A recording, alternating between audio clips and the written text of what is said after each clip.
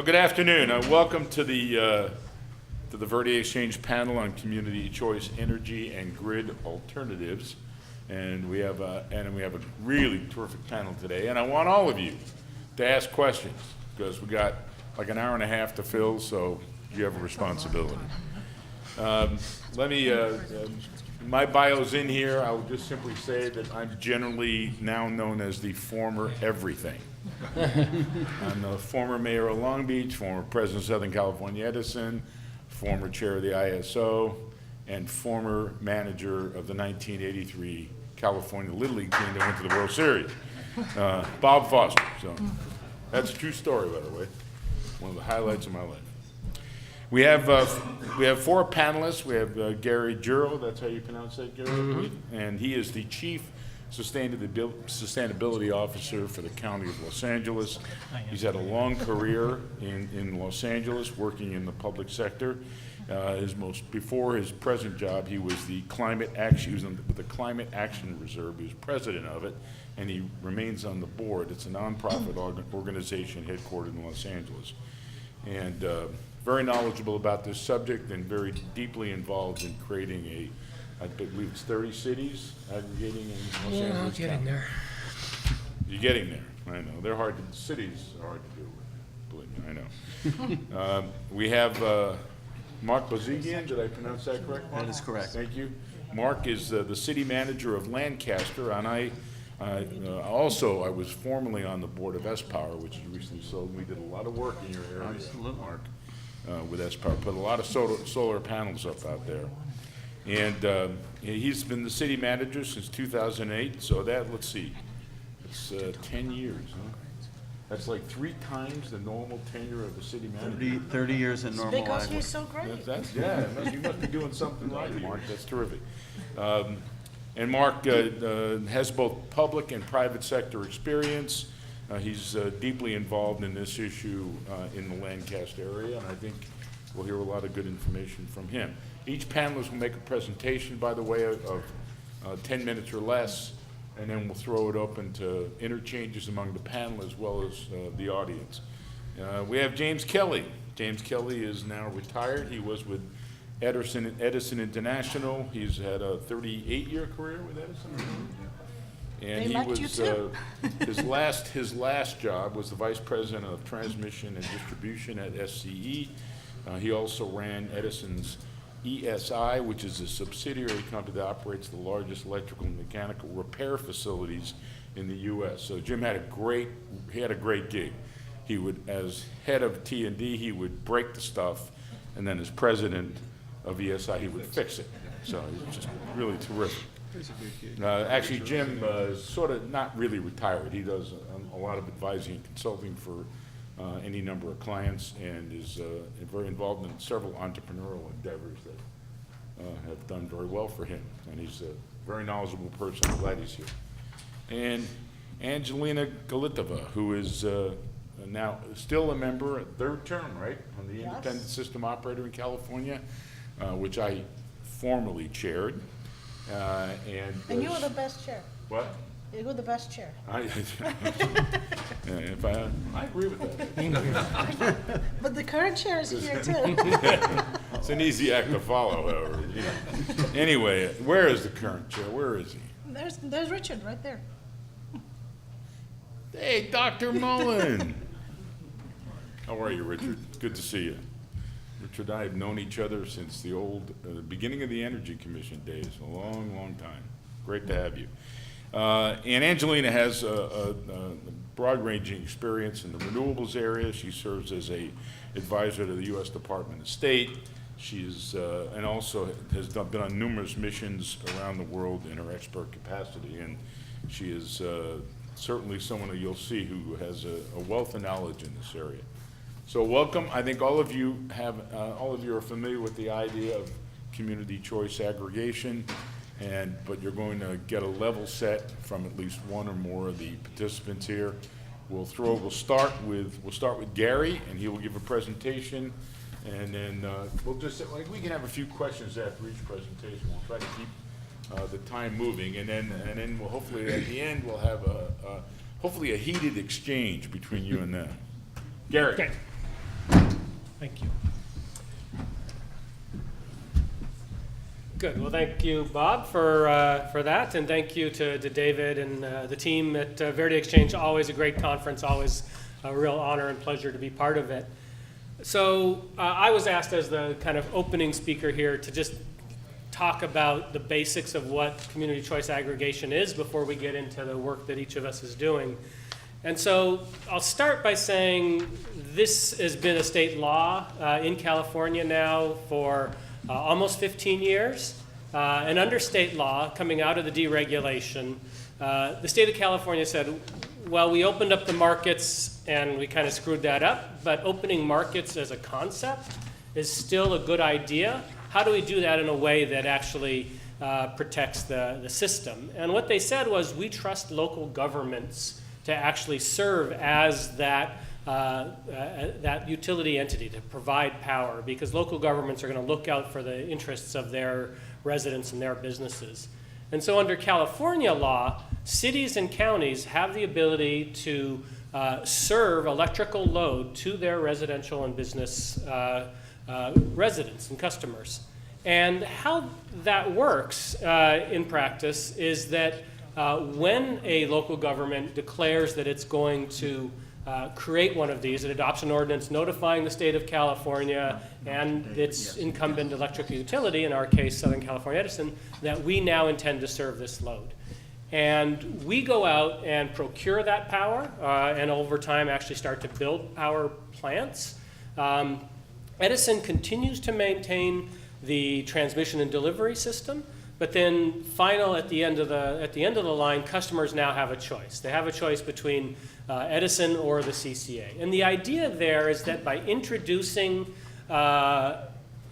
choice into the energy market and you're introducing competition, that customers are benefited, that customers get lower cost, better programs, and actually better service. And that was the original idea.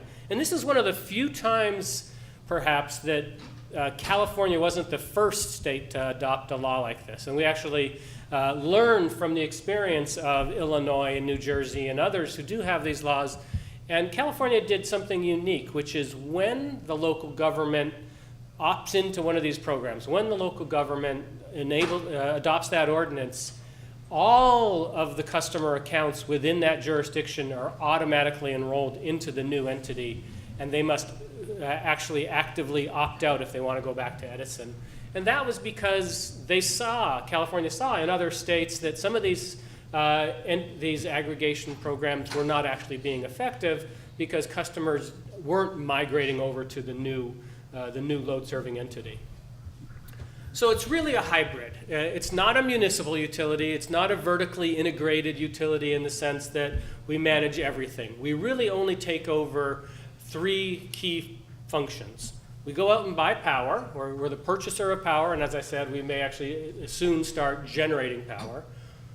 We set the rates for that power, and that's critical. We're now taking rate setting from the PUC and from San Francisco and bringing it down to the local level. And so that actually starts to drive local decision making and what's in the best interests of our residents and our businesses. And then we have the ability to operate customer programs. So we will develop locally tailored customer programs rather than having today the one-size-fits-all statewide programs offered by the investor-owned utilities. As I said, Edison will continue to maintain the transmission and distribution system. They'll get paid for that service. And they continue to provide the meter reading and billing services. So for you as a customer, you're still going to get a bill from Edison, but within that bill, the power generation charge will say Los Angeles Community Choice Energy, in the case of our program, until we change the name, which is happening soon. And so that's how the program starts. Now, we're not new. The state of California has been doing this. As I said, the law has existed for 15 years. The oldest CCA has been in existence for about 8 years, and that's up in Marin County. There are over 100 cities and counties across California, and you can tell where there's colors built into the map. That's where there are CCAs in currently serving customers. We, in Los Angeles, that light green down in Southern California, you can see most of this has occurred in Northern California. They have a different relationship there with their investor-owned utility. I think they were a little more motivated to create these programs, and they may have some other things. But we are building a program, and actually starting on Thursday, we start delivering electricity to the first phase of our program. We've done this through a joint powers authority. So we went out and actually sat down and negotiated an agreement with cities. And we had at times 40 or 50 cities around the table negotiating out a joint powers authority. And that joint powers authority, this slide's already out of date because we've added another city, has 27 members, soon to be 28, and actually soon to be in the probably low 30s. Probably serving about 2.5 million, almost, and as it goes up, perhaps as close to 2.7 million residents across the region in LA and in Ventura County. So there's a list of the cities that have now already opted into the program. And so why are so many cities doing this becomes a question. And I've touched on some of these things, but the state of California has now estimated that within the next 8 years, probably 80% of the eligible customers within investor-owned utility areas will be in an area where a CCA option is offered. So this is actually the start of a revolution in how electricity gets delivered. We're taking on probably the most challenging part of Edison's business, certainly the most risky part, which is the market risk. We're going to be the ones taking on that market risk. But why would we do that, and why have so many cities done that, and why are so many more going that way? One is people actually believe in the idea of choice, that giving customers options is inherently a good thing. When you move from a monopoly to a market that's relatively open, now 2 choices, markets respond and customers get better rates, better service, as I said. The other is, and this is true for the cities that have joined us, they're all motivated by the idea of having local control. We like the idea that we get to set the rates. Now, sometimes you have to be careful what you ask for, because customers get mad when you raise rates, of course. Today, rates are set by the PUC, as I indicated, and customers really don't get involved. It's not, the PUC is not a friendly venue for the individual ratepayer.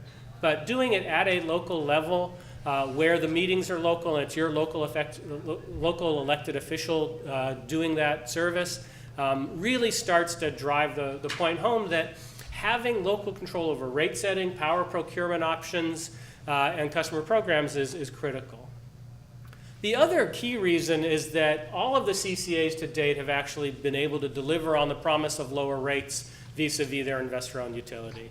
And we, as I said, we're starting to deliver electricity this Thursday, will be phase 1. We're going to be delivering 60% renewable energy. 25% on top of that will be non-carbon energy, so 85% carbon-free energy at 2% below Edison's current rates. So this is doable, and the question is whether it's doable over the long term, and that's going to be our key challenge, and I'm happy to talk about that later. So we are moving towards greener and more local power. Our phase 2, actually, when we roll out in June, will be the goal is for 100% carbon-free power with 3 tiers of renewable that customers can choose from, a 33, a 50, or 100. But what they're not getting from renewable, we're hopeful that they'll be able to get from non-carbon sources, which means we're eliminating what's called system power, which is market purchases out on the grid, to the extent that we can, other than to shape load. So, but we really don't want to just be in a position where we're out buying power on the market. We really want to be in a position where we're developing local resources and really fostering distributed energy. And so we're looking at a model where we're going to be going out and building local solar plants, local renewable energy plants. And that's good for just us, so that we actually have that stability and we're not exposed to the market, but it's also good in terms of job development. And we're one of the critical drivers for many of the cities and for the County of Los Angeles, quite frankly, is that we want this program to actually drive economic development. And so those are all of the reasons why this is a program that is starting to really catch fire, and you'll start to see this becoming more and more prevalent in Southern California, just as by the map I showed you saw that it was prevalent in Northern California. So just, I'm not going to go through all of this. There's a lot of information here. But we're going to, as I said, have the largest CCA program in California when we are at full service. We're going to be looking at getting to 100% carbon-free from the get-go. The board actually adopted this as a matter of policy at the last meeting in December. So we've said, and that doesn't include any nuclear, by the way. So carbon-free without nuclear. And no unbundled RECs. So there's just not a program where we're shuffling paper and getting wind credits from Texas. This is real power being delivered into the California grid. And then the last thing I'll talk about is the structure, the governance structure that we've created. This we studied, this County of Los Angeles studied the existing models for several years. This has been since 2015. The Board of Supervisors gave us this direction to build this program.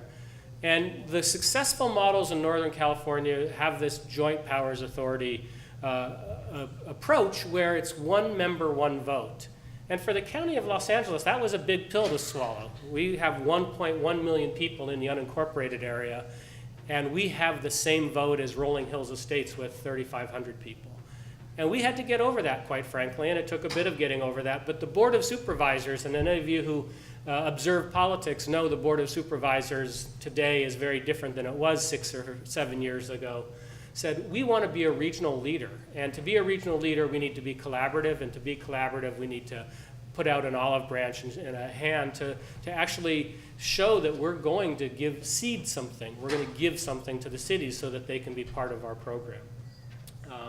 So I will end it there because there are lots of other speakers and there's lots of time for questions. I want to get to those questions, but that's a general overview of what community choice aggregation is and the program that we're developing in Los Angeles and Ventura County. Thank you. Thank you, Gary. Well, we'll go through all the speakers. We'll make sure everybody gets a turn if questions may disrupt that. So thank you very much. We'll now have Angelina. I can tee it up. Okay. All right.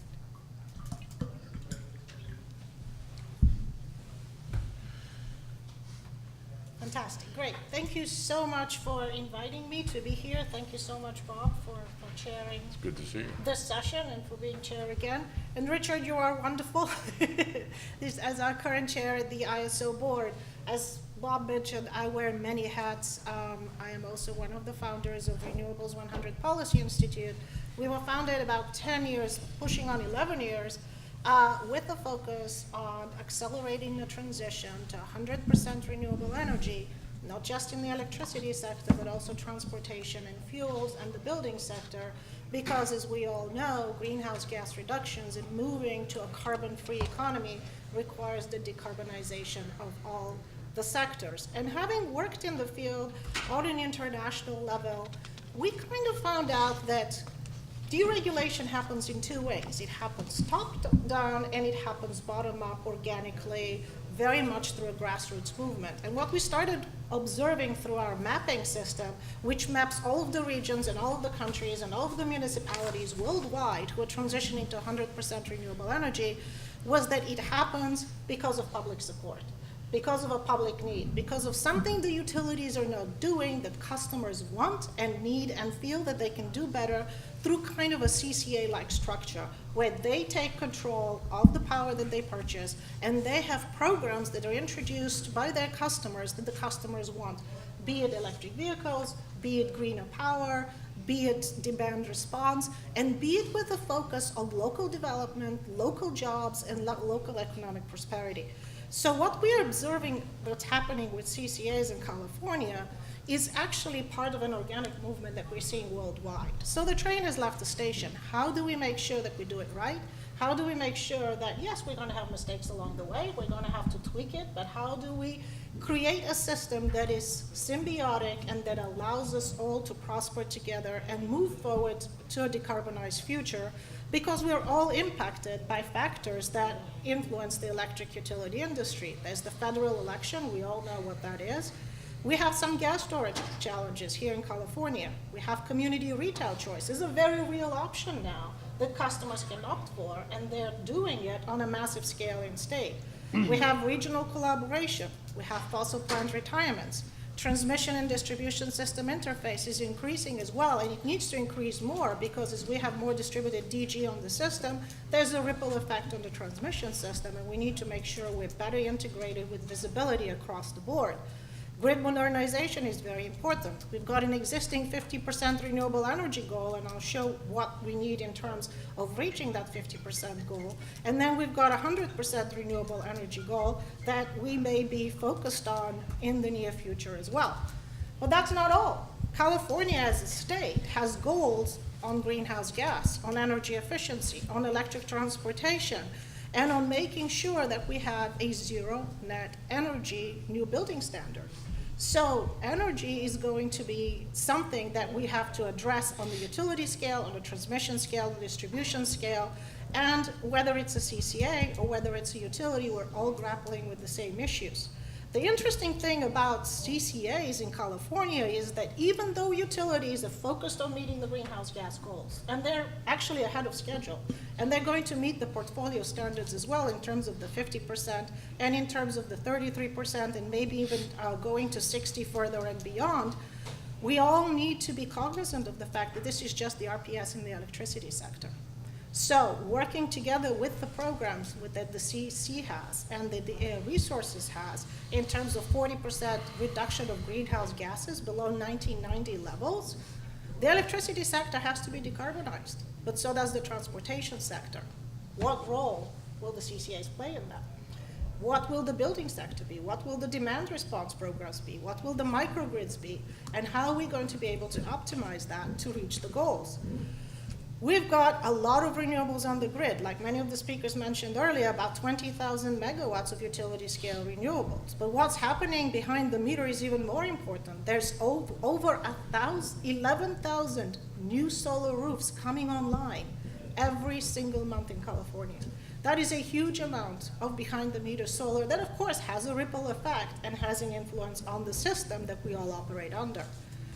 We're also seeing the evolution of the grid. We've got the historical grid, and now we're trying to evolve to the smart grid, to the microgrid system, where everything is interconnected, bi-directional, distributed, decentralized, and yet interconnected on a virtual scale. And that's going to be a very interesting challenge for all of us to manage, whether we're a CCA or a utility. Who knows the duck curve? That is always the elephant in the room. There's the duck curve. And we're not saying that this is a bad thing, this is just the reality of operating a system, where who would have thought in the middle of the day we're going to have overgeneration of clean energy that we need to curtail? When did it become a problem to have free power that is abundantly available on a system? Who would have thought that 5 years ago we'll be encouraging people to charge their electric vehicles in the middle of the day because that's when we have the cheapest power? We have much steeper ramps and much steeper declines in power use, especially in the evening where we've got 13,000 megawatts of ramps every single day that needs to find a sink and where we need to be able to find the flexibility to be able to provide that power. So baseline isn't as important anymore. Flexibility is important. Storage is important. Being able to respond to demand is important. What's also beautiful about renewables is that renewables can be very transparent, and the ISO has been very transparent in terms of how we generate and what we generate. Each and every one of you can go on an app, ISO Today, and have instantaneous data of where's the power generated, what does it cost, where the constraints are, what the volumes are. But now, here, this is real time. On January 24th, we launched a new tool that allows you to track greenhouse gases in real time and issue reports. So that visibility is taken even further. And do you see the greenhouse gas reductions following the curve of the duck curve? That's exactly what we see happening on the greenhouse gas side as well. And that is also happening on the distribution system in the form of mini little fat ducts that are appearing on the distribution system as well that can cause problems on that level. We're all transitioning towards renewables. These are the global investments in renewable energy. And solar and wind have been the largest investments, just like in the United States worldwide. We're also seeing the steady growth of California renewables. Utilities are decarbonizing. utilities and making their systems cleaner. Edison just issued a white paper. It is a very ambitious white paper that is extremely, extremely positive, in my opinion, and making sure that we are transitioning to a carbon-free economy, not just in the electricity sector, but also in the transportation sector and in the energy storage sector, and of course, in demand and energy response. The interesting thing about California CCAs, and this is a graph done by the UCLA Luskin Center, was Gary showed you the graph of where all the CCAs are. It also compares the CCAs in terms of clean power to the current utilities. The CCAs are typically much cleaner and at a lower cost. And they have been able to achieve that. They've been able to achieve customer programs as well that focus on incentivizing the purchase of electric vehicles, incentivizing the installation of charging stations, focusing on local projects and local developments that are of interest to the local city and the local communities. So the CCA has the flexibility to be very customer hands-on, which is very interesting and a unique tool where Lancaster has been successful as a small city becoming the solar center of the world. They're requiring solar by ordinance on every rooftop. You also attracted BYD as a storage manufacturer and a bus manufacturer. You just took half my presentation. I'm impressed that you were able to do that. And it was something that, again, it happened organically. It wasn't mandated by law. Now, are we going to have issues about how we regulate, how we grow, how we make sure that there's no disruption to the grid and there's reliability and standards are met? Sure. But are we going to be able to do it in an organic fashion and make sure that there's success? I think we have the ability to do that because guess what? The grid is changing. And this is what we see 2012 operational reality, 2017 operational reality. By 2030, it's going to be a very different curve in how we're operating in California. We have to be able to meet the steep ramps and the overgeneration issue. And it's going to be a plethora of solutions in terms of local sinks, in terms of regional integration, in terms of better coordination on the grid level with our neighbors, and in terms of making sure that the individual markets are interconnected seamlessly, and we can, this is my favorite ISO term, optimize all optionalities so that we run an optimized system across the board. So lots of DR, lots of storage, lots of opportunities for economic development. We see it as a low carbon circle. It's digitized, decarbonized, distributed, regionally optimized. And there's opportunities for CCAs, for storage, and for resiliency across the board. What we've also seen in terms of resiliency is the ability for the system to integrate more renewables, and if it's done right and it's balanced with flexible resources, it becomes a much more resilient system and a much more stable system as opposed to a vulnerable system. So why are we doing all this? I mean, we do need to reduce greenhouse gases. We do need to make sure that we are operating a resilient system. But in the end, you know, as my daughter likes to remind me, there's no planet B. So we need to get it right because the future generation will have their work cut out for them if we don't. Thank you. Thank you. Thank you. Very efficient. See, I was right on time. You were. Next, we'll have Mark Ozigian from Lancaster. Mark. Thank you, Angela, for the comments. And someone's going to have to get my presentation. But while we're doing that, let me tell you a quick story. First off, I'm here on behalf of Mayor Paris, Lancaster City Council. Let me tell you a story about my first meeting with Mr. Foster.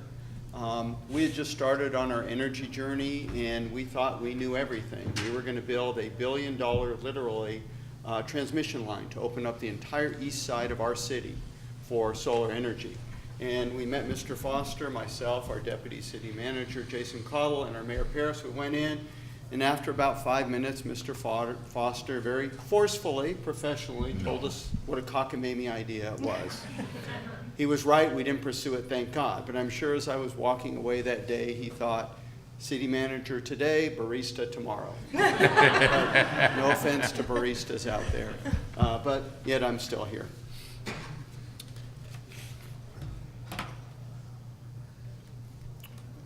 One of the things that in 7 to 10 minutes you really can't go over everything, but there's two things that I really hope you get out of this presentation.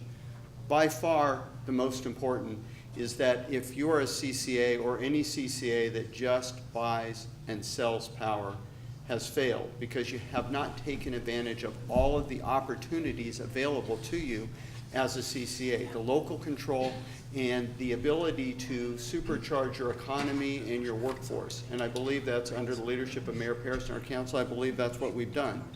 The second thing we hope you get out of this is do something. Cities are too risk averse. They want to study things, most cities, and they never do anything. There's a lot of history out there, and there's a lot of good reasons to just take that leap.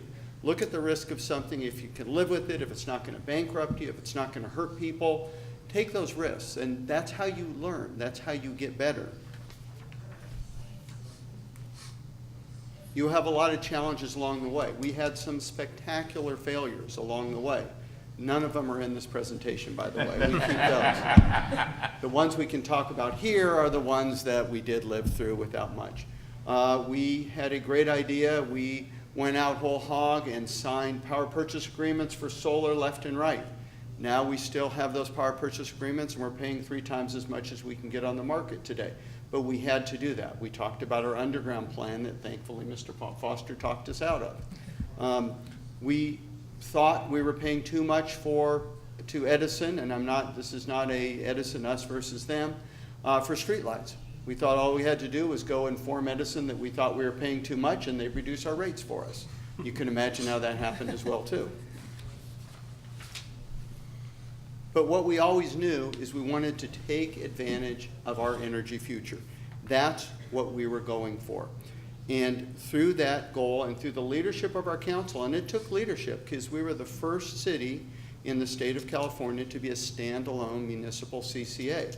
And it takes leadership to be first, and you do make mistakes along the way. And if we started today, quite frankly, we would probably be in a better position in terms of our rate negotiations and stuff. But someone had to start, and we started, and we're proud of it because we took control of our energy future.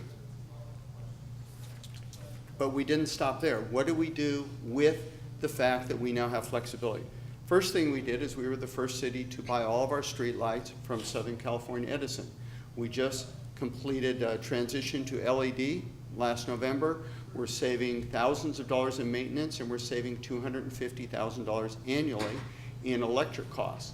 And the reason for that is that the CCA allowed us both the rate flexibility and other avenues to get that done. Without CCA, we wouldn't have done that, okay? And one of the things we want to talk about is public-private partnership. That entire job was done with full union participation in replacing all the lights and such. So it's not you have to shave here and there has to be winners and losers. It's just take the opportunity afforded to you of local control to make a difference for your community. Another thing we did, as Angela mentioned, is we became the first city to mandate solar on every house. We started very small, and just last year we became the first city, I believe, because we got the approval on the ordinance, to mandate that all houses in aggregate in a development or individually have to generate as much or more power than they consume. Okay? We could not have done that without a CCA and the rate flexibility and the incentives we can use the rates for to do that. So we're able to do that to the benefit of our state, to the benefit of the environment, and to the benefit of our economy. One of the things that we're most proud of is that our municipal bus agency, AVTA, which serves the Antelope Valley, will be the first property in North America this year to be all electric. All 85 buses will be 100% electric. Thank you. And what we're proud of is because of that, we also have, and our mayor went to China 5 times, and we convinced BYD to partner with us and build all of those buses in Lancaster. Not only do they build those buses, they're the largest electric bus manufacturer in the world, and it's all produced right here in Lancaster, California, and they can make money at it, and they can do it with represented labor, and they can do it right. And again, the CCA helped us with the rate flexibility to do that. So it's not as much about buying the power and what you do with it. It's how you use that opportunity for your future as a city. And any city can do it. I have no idea what the slide's in here, so we'll go to the next one. No, we went too far. The middle slide is what we are. Lancaster Choice Energy is called an enterprise CCA. That means that we have full control of rate setting, we have full control of how we use the funds, we have full control of branding, we have full control of everything, but we also take all the costs and all the risk. Mr. Garrow did a very nice job talking about the JPA model, and it shows there. You're able to, while, as he said, you only have one vote, you're able to share that risk and share some of that, but you don't have full control of how you use the funds. We've created a model, a hybrid JPA, which is the California Choice Energy Authority. That doesn't mean it's right for everyone. The JPA model is right for many cities which are part of Mr. Garrow's CCA. But there are a lot of cities that want to maintain full control of their CCA, how they use the revenues, how they set the rates, how they brand it, how they deal with their customers. But together we can collectively share the risk and share the cost, legal services, et cetera. So with CCEA, if there's anyone that's interested, we can talk to you afterwards. We can do a feasibility study for you in 4 months using industry leaders in California and get you up and running, regulatory changes notwithstanding, within a year.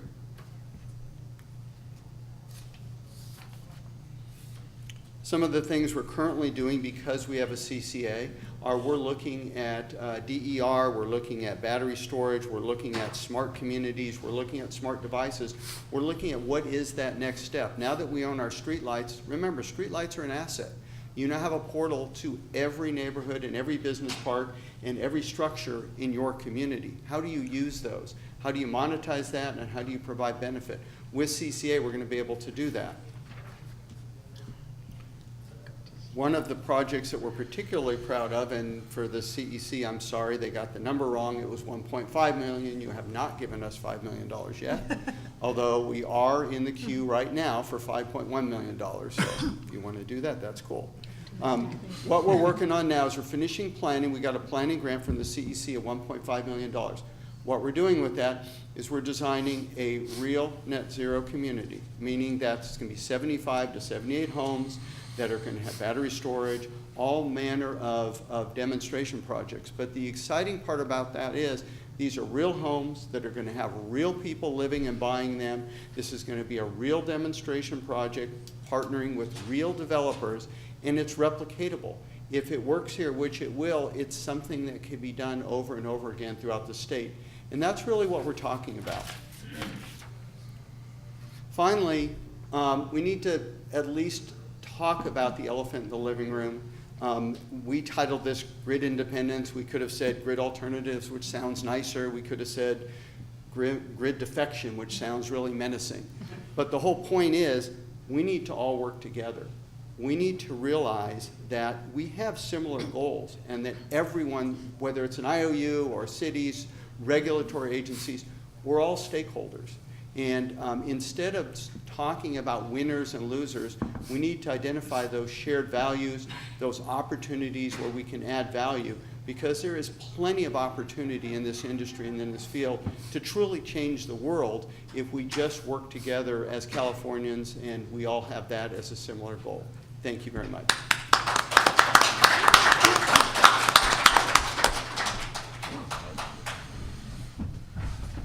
Thank you, Mark.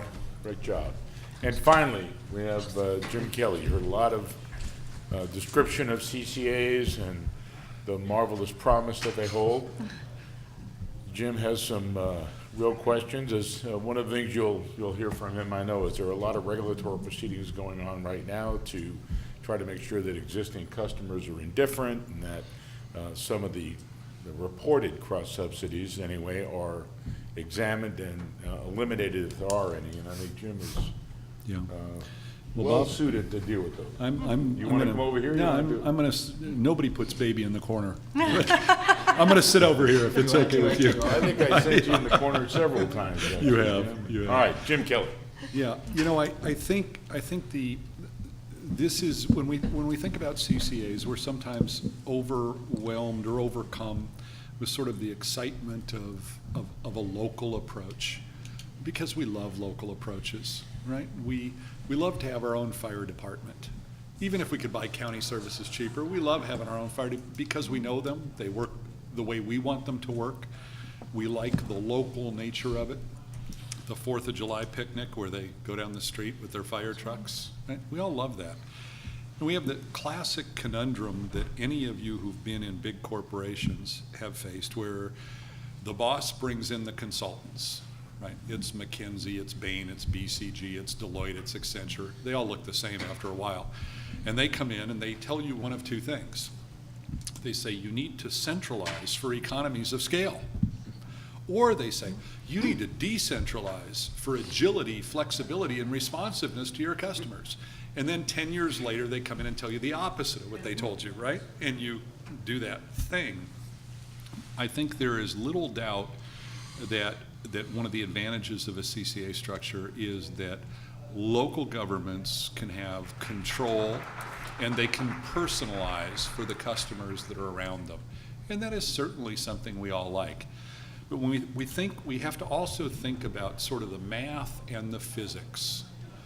Number one, as things stand today, and remember that a CCA is very different than forming a municipal utility. That's a whole different ballgame. We could have a whole Verde Exchange session. There are a lot of federal laws that give munis special preferences. There are all kinds of things, but this is not a muni. A CCA acting as an intermediary agent essentially today buys power from the same very efficient marketplace that the utility buys power from. And the utility has huge trading floors with world-class experts, tons of PhDs, who buy as well, I think, because of both their volume and their skill, as anybody could buy out there in this marketplace, right? They go through that whole trading operation. You buy from that same marketplace. Now remember, when the utility buys power, because people say, I know what happens, then they mark it up, right? Well, they don't mark it up. Utilities by law can't mark up the power. When they buy the power, they pass it through to you at their cost, because they're required to by law. So there's no markup on the power. They just buy it, right? Now, part of that portfolio that utilities provide you is composed of contracts that utilities were compelled to sign by state law. And I think it's a damn good thing that they were compelled to. I signed lots of 12-cent per kilowatt hour wind contracts, 14-cent per kilowatt hour solar contracts. Why did we do that? Because the state wanted us to. Why? Because it was the only way we could kickstart that damn industry that began in 1978 with the passage of PURPA.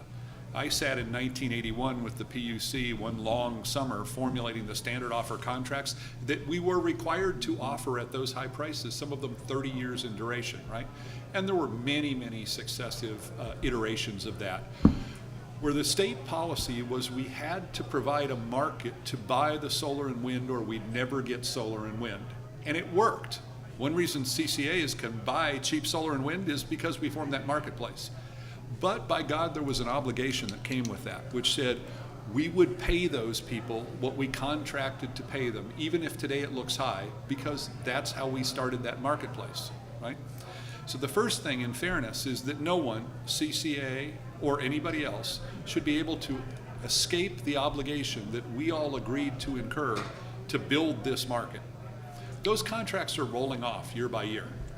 Right? But now I can go out. I just saw a utility had purchased a sub 3 cent renewable power.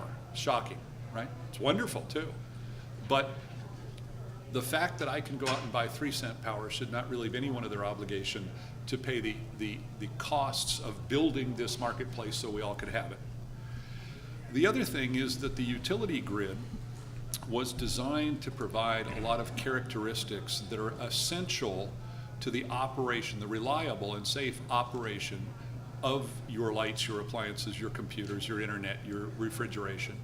Remember that if I take 100% solar and wind, let's say I get a solar plant and I get a wind farm and I connect them to my city, your lights will be out more than they will be on. Just true. Why? Because wind and solar are fundamentally stochastic, that is, intermittent resources, whose fuel is determined by nature, not by man. Right? They go up and down radically. I used to watch them in our grid control center all day long. So you have to stabilize that by having an interconnected network, so when something goes down, something else comes in, so that you provide that reliability. The other problem is that in this 100% renewable world today, until we make the investment as a society in things like the 10 gigawatts of storage that you heard, I think it was President Picker refer to, which we have to have. We don't even know how to do it yet, but we know we have to do it. Until those investments are made and new technologies prove out, right now, the grid provides essentials that the engineers here get.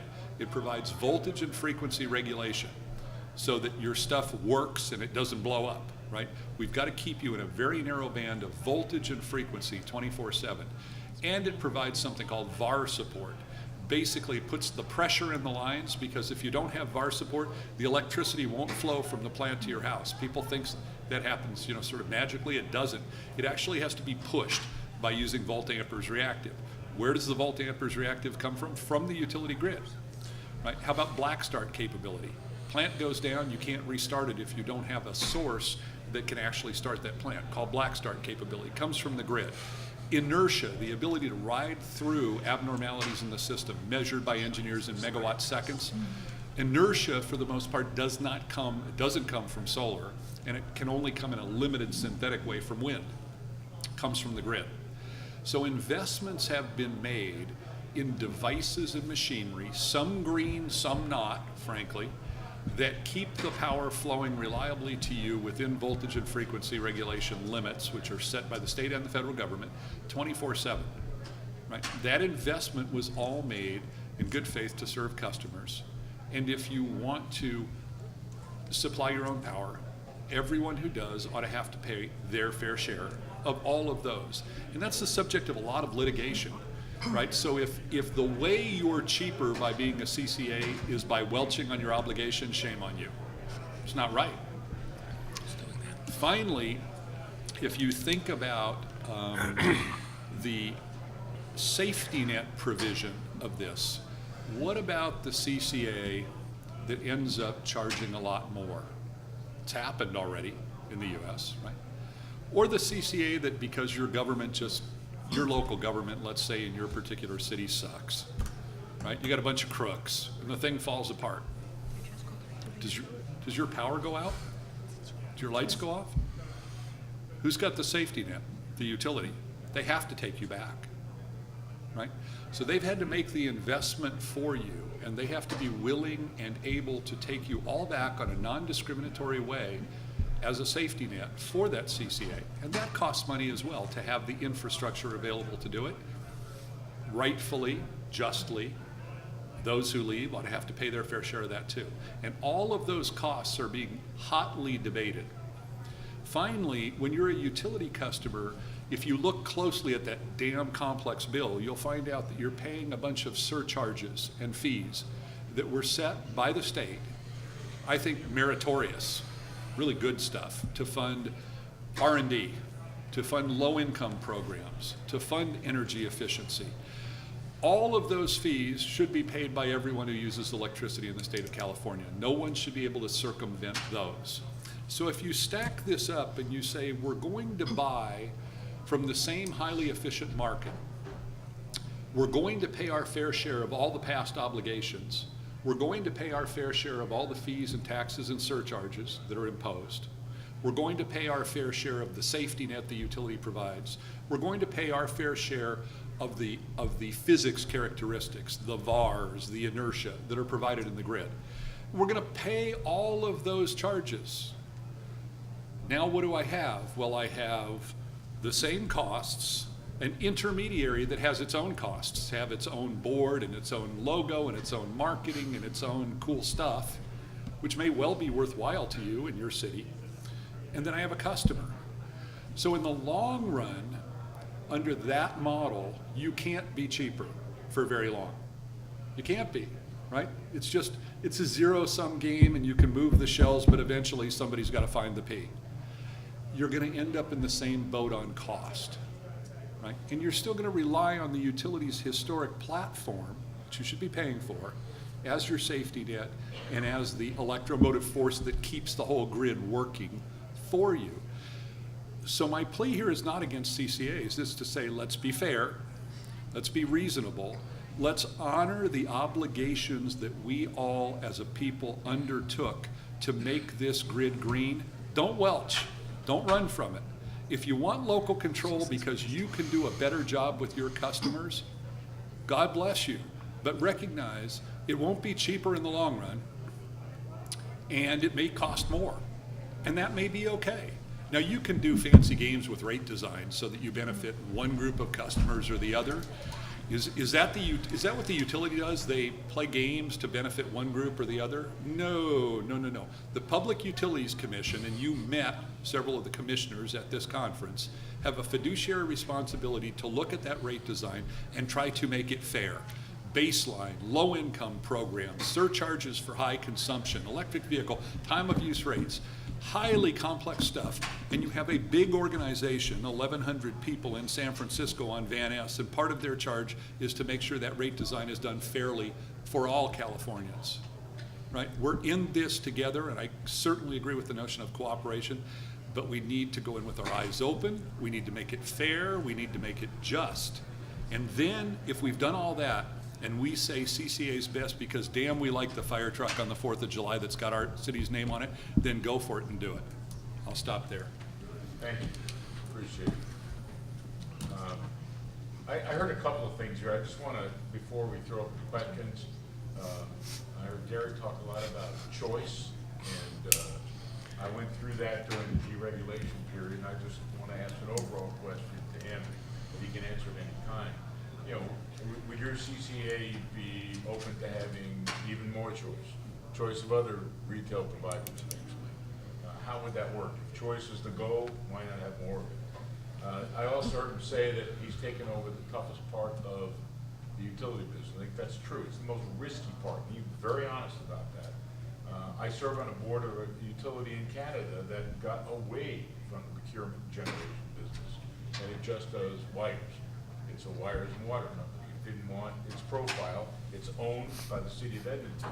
It did not want that inherent risk. And one of the questions I have is, can a municipal structure handle that kind of risk?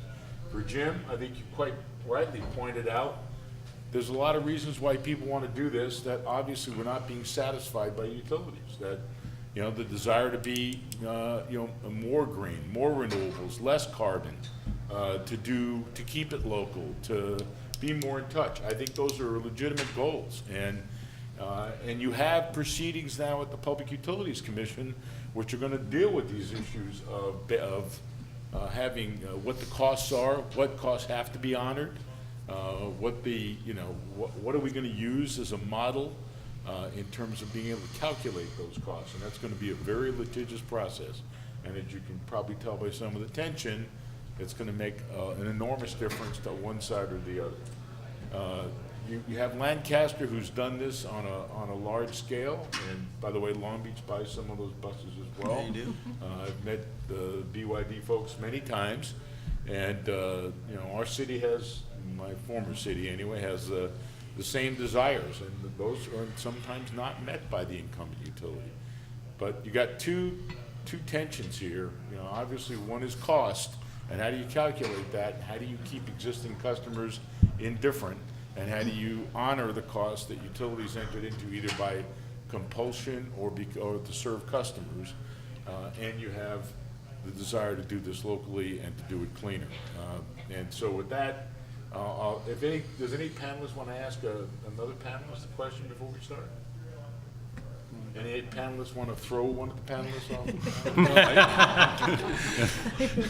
off? I'm pretty damn tough to move. You're good already.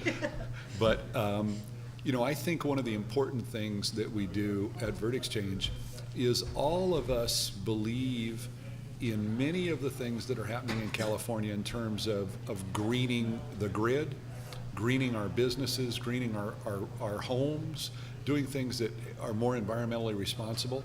I think one of the things that we have to always do, and I always strive to do, is let's be really honest and transparent about it and make sure that we aren't doing what we've had done to us by government in the past, which is hot potato. Well, here, you pay for that. I don't want to pay for that. Why should I pay for that? It costs too much. Well, because you signed up for the deal, sweetheart, right? Fair's fair. And that's the plea is, let's not burn down the work that the forefathers did to give us the green economy we have in Southern California, because we're all damn grateful for it. Gary? I think, do you mind, Gary? Yeah, go ahead. You go and I'll jump in. I think, I agree with some of you said, but I think some of the implications that what you're saying is it's not currently fair, it's not currently just. We do pay, all of our customers do pay an exit fee. Our rates are 2 to 3% cheaper than Edison's. If we didn't pay that exit fee, they'd be 12%. So it is fair, just, and transparent right now. Also, I believe the PUC is taking up this issue of exit fees this year, which we participate in. CCAs want certainty and such. But, you know, and I'm a smart ass by nature, but I'll try not to be. But to say that we want fire trucks and a cool logo is incorrect. Edison has a cool logo. We pay for that too, all the Edison customers. It's really about what do you do with local. Actually, by the way, you don't pay for the logo. It's paid for by shareholders. Somebody pays for the logo. Yeah. So, People who invest in the company. okay, we won't go into logo. Ours cost Don't us, go logos. ours cost us All right. $50. We had an intern do it, so. But the fact of the matter is, I just believe that cities are closer to the people, and the margin, or whatever you want to call it, the investment that you get to make with revenues from a CCA, we have our street lights and electric buses in our transit property sooner than we would without a CCA. So I think there is value in a CCA in that regard, not just stopping at the delivery of electricity. And I agree with most of what you said, to be really honest with you. I would add, by the way, Mark, it's actually one of our attendees out there, sitting right there with the handsome chap with the gray hair, is the guy who convinced Edison to sell streetlights to any city that wanted to buy them. Which guys that we need to thank you. And yeah, you should. And the Of course, he's reason, no longer working for Edison. and the reason for that is that we didn't think that streetlights was a great business for us to be in. It was very local, it was hard to service, and lots of cities wanted to do different stuff with decorative lighting taps and hanging banners that we couldn't even do by law. Some of the stuff we were prohibited from doing. And so we think it's cool that you've got your streetlights. We do. Yeah, and Steve Sullivan and Mark, we met. Yeah. The last thing, I worked for Edison for 35 years. The last thing Why don't you identify yourself? Steve Sullivan. The last thing I did at I was wondering. was actually convincing the company to sell some lights. There were 3 cities that purchased: Lancaster, Moreno Valley, and Clovis. But one of the problems we had at the time is cities were trying to find a way to make their streetlights more efficient. We sold high-pressure sodium lights to serve. The cities wanted to go to LED, we didn't want to pay for conversion, so there was stuff.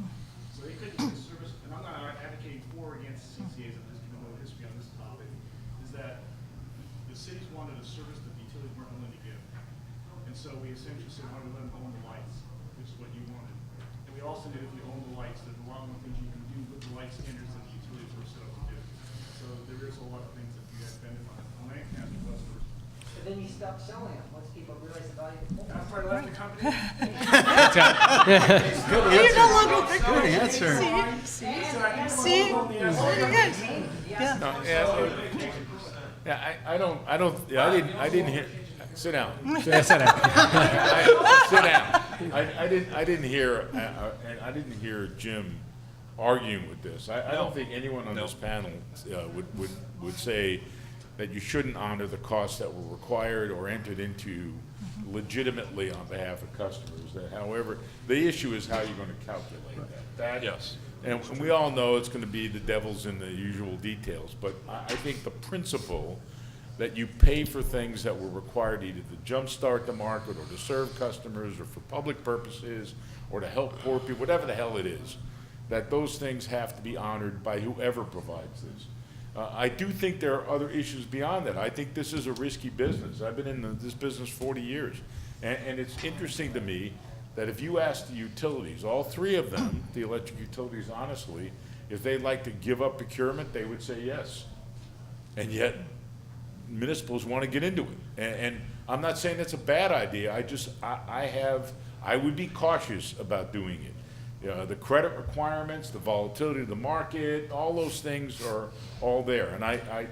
But I didn't hear anybody, or at least I didn't hear Jim say that, we shouldn't form CCA, it shouldn't go forward. So at least the principle's established. If you do it the right way, you can do what you want. And there are other reasons besides cost to do this.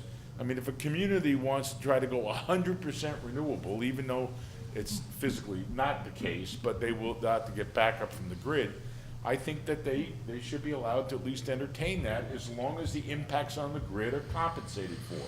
There's nothing wrong with that. Or if they want to just retain control closer to home, or do what I think Lancaster did, is there are amenities they're providing their citizens that either would have taken a lot longer for Edison to provide, or maybe not been there at all. So I think those are legitimate reasons. It's not just, thank God, it's not just about money, but there is a money issue here. So I just wanted to lay that out there. I mean, this is a risky business, it's not for the faint of heart. And it may seem calm, and when the cost slope's going down from 12 cents to 3 cents and under, it may look like it's pretty easy, but that may not always be the case. You're going to get into storage, you're going to get into grid reliability, and all those issues, and they all have costs associated with it. Audience question. Well, actually, if I can just respond to some of the comments as well, and then we can, I'm happy to have, because I think, I think we appreciate everything that Edison has done to help build this market, that all of the IOUs that did those initial investments. We have clearly, consistently said that we are willing and want to pay our fair share for those stranded costs, that no one disputes that should be done. So the suggestion that we're welching somehow is offensive to me. And I want to say up front that we will pay our fair share, and that we're not riding on anybody's coattails here. So the other is, and I appreciate that, we're not going into this blind. I think we're as sophisticated as anyone, and I feel a little bit like we've been sent to school here and lectured to about how hard this is.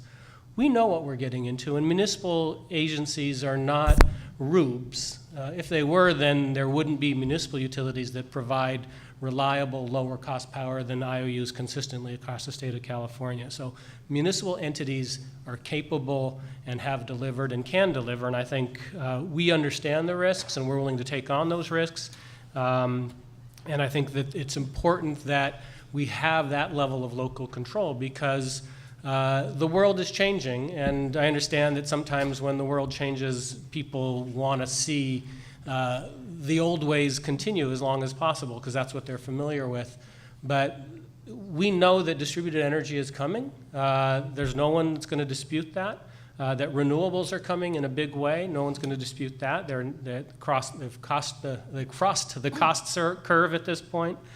And so this is the future, and we're going to do it, and we're going to do it right. And I don't want to suggest that we're doing this, willy-nilly just because it sounds like a fun idea. We're taking this very seriously as the investor-owned utilities ever have. I don't think anybody thought you were being cavalier about this. I just think you were honest. You said this is a risky business, and I applaud you for that, and I have no doubt you'll do it well. Yes? A quick question. So, the power to actually have a choice is so compelling, and knowing that our local governments do have the capacity to take on that risk, why aren't all major cities? I didn't see the city of Los Angeles on the list. I'm wondering. They have their own They have municipal a utility. municipal utility. So why aren't all the other cities? Like, if I'm a constituent of a particular city that's not a part of the city, what choice do I have? As a constituent? You don't. Today, you're still stuck with Edison as a monopoly. And that's why I pointed out that The state of California estimates that 80% of customers will actually ultimately have this choice probably by 2025. Cities, I think Mark said this, are naturally risk averse. And so I applaud the 30 cities that have joined us. They have overcome that fear because they see the benefits in this.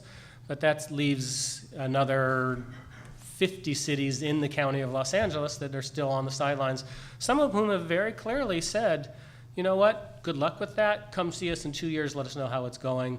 If it still looks like a good idea, then we'll join you, but we're not going to be at the starting gate. Yes. Can you speak up a bit? This may be specific to Lancaster, but in any of these models, and you touched on it, could you talk a little bit more about the job creation and what kind of people had, how this is a different kind of labor model for a city that's maybe not as big as Los Angeles, or speak to your experience? The job creation, I mean, as Gary said, we do own a 10 meg solar field too, so that was job creation. But in our case, at least, it's what you do with the investment that creates the jobs.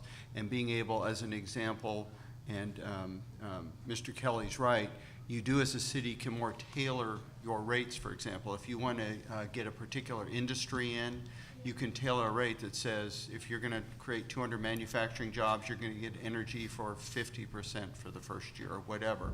So you're able to do those kinds of things. So in our case, it was streetlights, incentivizing BYD, which expanded, they built another 450,000 square feet in part because we were able to provide stable electric rates, things of that nature. So that's where the jobs come from, in our case at least. Back here. The question, maybe I'm not understanding the structure, but you're talking about 40 cities plus and 2.7 billion people.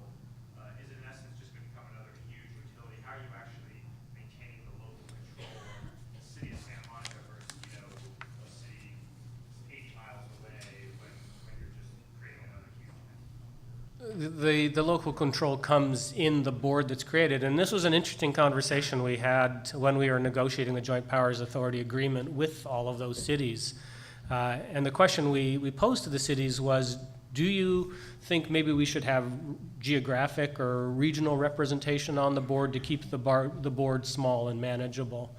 And the response overwhelmingly we got back was, no, we are on this because we want to be at the table governing that entity. And so we developed the one member, one vote approach. Now, is that going to be messy? Yes, democracy can be messy. And you're going to have Camarillo and Claremont and Carson all at the same table trying to figure out what are our common goals. But we've built the program so that it has flexibility. So if Santa Monica wants to go to 100% renewable, it can. And if Downey wants to stay at 33, it can. And then customers can have options within that. John. Yeah, I'm John White, and I have the burden of history on some of these issues, and I just wanted to correct a couple things. I think, Gary, you were a little bit generous in characterizing the circumstances of the passage of this bill. This bill authorizing CCAs came out of an ugly street fight between PG&E and people in San Francisco that wanted to municipalize it. Okay, and nobody else but that fight drove this decision. Second, having worked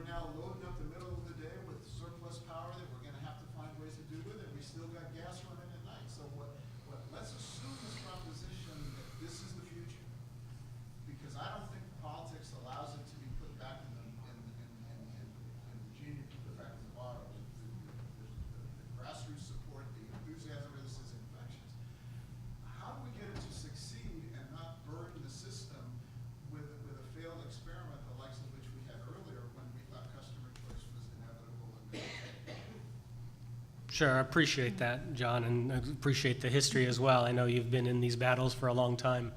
And I think you were there when they were negotiating the bill. The idea of putting all the customers in was to make them viable. That we recognized that making customers opt into them would lead to CCAs that simply wouldn't form or wouldn't be economically viable. And that was a policy decision the legislature made at the time.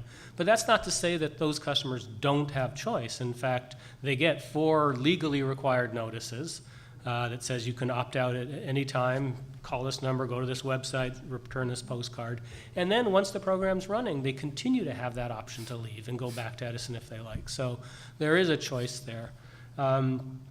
And we are, under California law, a load-serving entity. And we have to meet all of the reliability requirements of any other load-serving entity. We go out and buy resource adequacy, just like the IOUs buy resource adequacy, to make sure that we're serving the grid appropriately. So I don't think we could ever get away with 100% solar, because we have to have the local reliability, the system reliability, and flexible reliability or resource adequacy. So we're going to comply with all state law, but there's some of them we're going to exceed, and we're going to exceed the RPS requirements.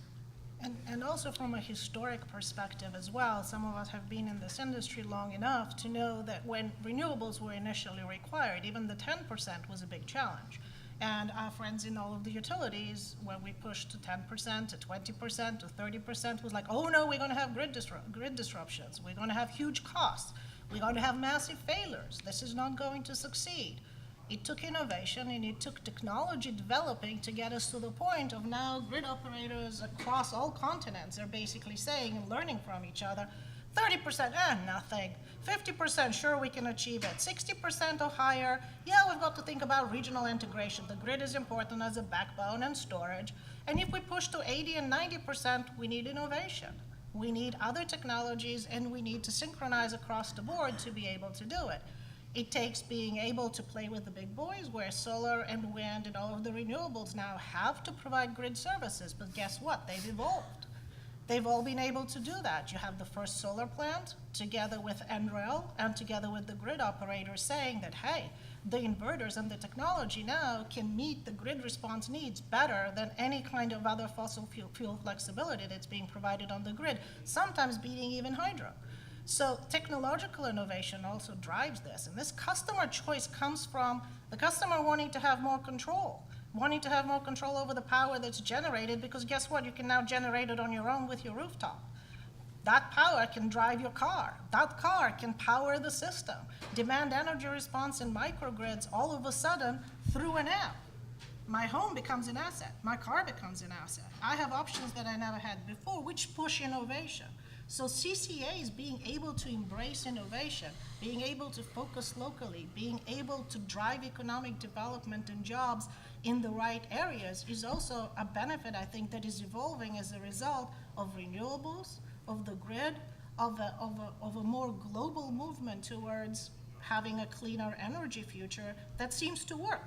5 years ago, would you have thought 50 to 100% renewable energy RPS was even something we were going to be contemplating? 100? Yeah, but here we are. But we're talking about it, and it doesn't seem like science fiction anymore. Remember that the RPS isn't the metric that you should be using anymore. I am not. I'm talking. It's a matter of simply adding kilowatt hours to the grid. It's a matter of what do you need to do to run the grid with less carbon, and those are two different things. Reliably. They can't coincide. Yes. But it is not axiomatic that the act of buying kilowatt hours of renewables reduces greenhouse gas unless you build a system so that it operates. Correct. Therefore, you have the preferred resources, the loading orders, and you saw what happened with Puente, where you came in and preferred resources were able to take fossil off the grid. We see this happening across the board. But yes, it can be done. And yes, we do have the technologies. Do we need to be smart? Sure. Do they need to take the risk? Yes. Do they need to play with the big boys? We all do. But can we do it? I think we can. Yes. Whether it happens or not, I think another reason people look at CCA is the frustration with the bureaucracy from some of the utilities, whether it's net metering or so forth. I'll give I you can assure you as a former mayor, there is no bureaucracy in the city. I can definitely assure you. no bureaucracy in Edison or Long Beach. Long Beach, I said mayor. But, for example, dealing with the utility for net metering or certain, to give you an example, we had a building, we were overproducing on one side of the building with solar, under on the other one. So you can get a totalizing meter. That's 15 grand. We were told by Edison, we had to put a new pad, new gear, at the cost of $700,000. I said, by law, you can do a totalizing meter. No, so we went up to 3 different groups within the utility and told no. So the solution was 700,000. That's a frustration that people have when you can't. I don't doubt that. I've seen And that. so people are going, maybe a CCA will cure some of those problems. And this is a real example, and people are pulling their hair out. Finally, we figured a way to do it for 150,000, but still wasn't 15. So those examples happen all the time, and people look at the CCA for local control, but we don't deal with that. So that's a lot of the frustration there. That's what they see day in, day out on their roof of their home, trying to get net metering. Any other questions? Yes. Not a question, but a comment. The recent bill, and I say recent, was passed in 2016, that's the AB 2800, climate safe infrastructure. And there are new, more recent developments in terms of work groups that come together. So they are in the process of developing policies and products that apply to various sectors within infrastructure, water, or energy sector, in terms of what infrastructure comes with systems and their performances. I think that would be kind of timely in terms of while we're developing that, as this program is evolving, I think there is a direct link in terms of performances, participation, and also any investments, future investments that are made in these sectors. And the next work group session, we are meeting in February in LA, so it's an opportunity to collaborate. Just a more mundane question. Is CCA available to multifamily homes? And curious as to Lancaster, whether solar rooftop is mandated for the multifamily homes? It is available, CCA, for all residential. In fact, I think, I'm not an expert, but I think by law it has to be. You can't split out residential categories. And the solar is mandated for multifamily, slightly different way than I said it.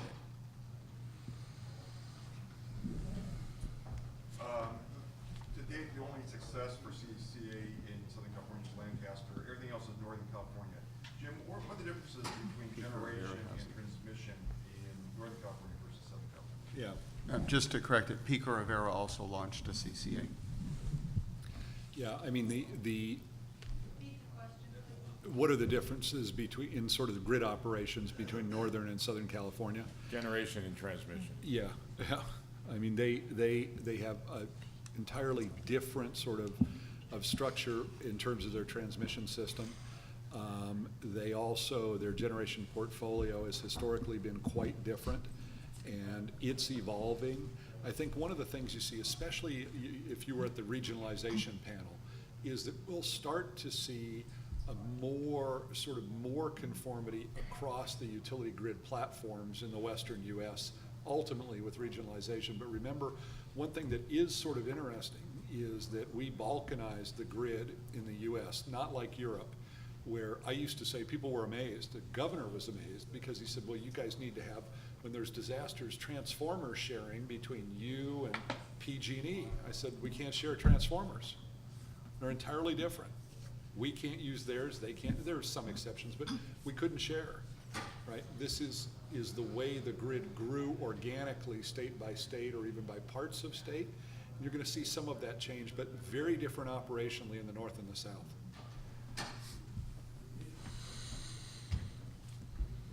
Okay, I want to thank all of you for participating. I want you to give a big round of applause for us.